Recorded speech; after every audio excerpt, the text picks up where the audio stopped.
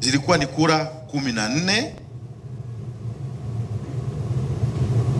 Kura iliyoharibika ilikuwa ni kura 1.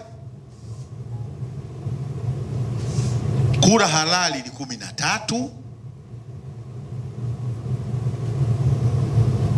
Asa ndugu Hosea Lugano alipata kura 6. Na ndugu Nasoro Idrisa amepata kura 7.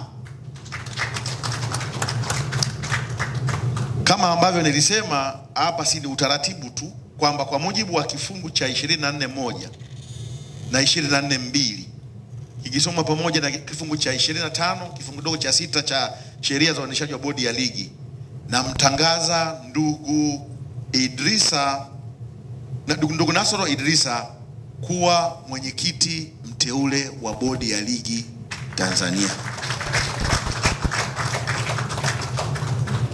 Na mwisho kabisa, niwashukuru wajumbe kwa ushirikiano mlioipa kamati yangu tangu mwanzo mpaka mwisho tulipoanza zoezi hili.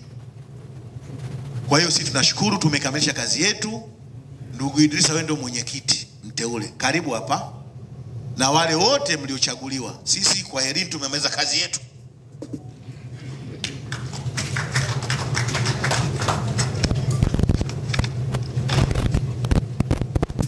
Asante sana mwenyekiti wa kamati ya uchaguzi. Asante kamati ya uchaguzi kwa kutamatisha zoezi hilo. Na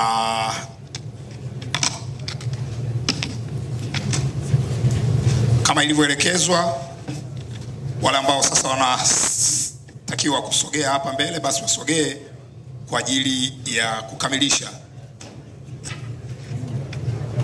mkutano wetu. Tafadhali kaimu afisa mtendaji mkuu, karibu sana meza kuu kwa ajili ya